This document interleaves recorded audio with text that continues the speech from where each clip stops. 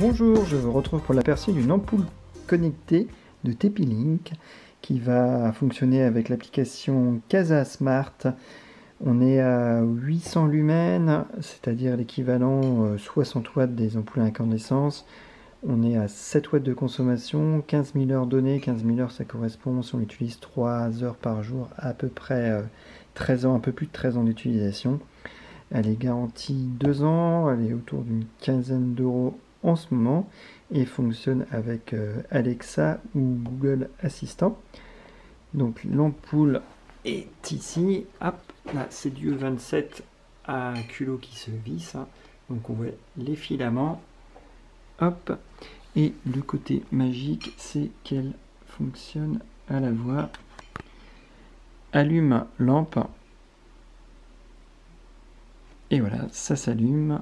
On peut... Très bien, j'allume lampe du salon. On a vu que c'était allumé. On va demander un autre ordre. Augmente luminosité. Et voilà, on voit que ça augmente. J'augmente la luminosité de la lumière lampe du salon. Par contre, on a aussi donc l'application qui est ici. Voilà, on peut la commander. On peut la rallumer, hop, et exactement aller où on veut. Alors de temps en temps, c'est un peu plus lent. Là, c'est très réactif. Je ne sais pas pourquoi, des fois il y a un peu de latence. Et ça réagit pas aussi bien que là. Donc c'est le seul petit défaut que j'ai pu remarquer, cette petite latence. Bon voilà, c'est une ampoule blanc, donc là on peut pas faire de couleur et tout. C'est vraiment juste pour choisir exactement ce qu'on veut. Et on va également pouvoir soit la couper, la choisir la luminosité et la programmer.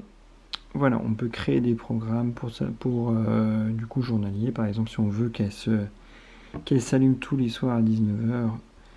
Enfin voilà, on peut s'amuser un peu comme ça. Et on a également donc la consommation, la prédiction annuelle de consommation, les économies d'énergie par rapport à une équivalent 60 watts, et puis le temps d'utilisation. Voilà. Après il y a des consommations qui ne sont pas encore effectives parce que je ne l'ai pas utilisé assez longtemps.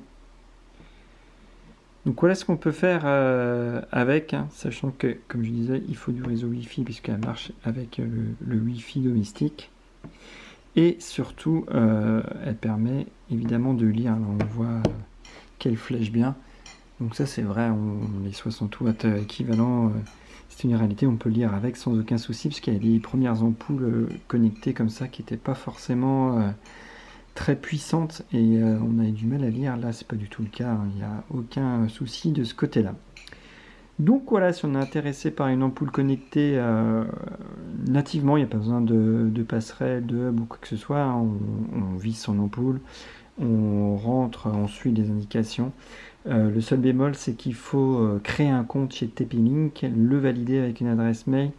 Et ensuite, il faut accepter de donner ces données à TP-Link. Alors, il y avait une grosse page de mise en garde que je n'ai évidemment pas lue comme la plupart des utilisateurs, qui disait ce qu'ils faisaient de nos données.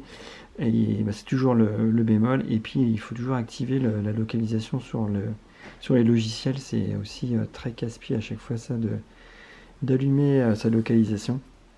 Donc voilà, mais sinon fonctionnement impeccable, ça marche bien à la voix, ça marche bien avec l'application, avec quelquefois un peu de latence quand même.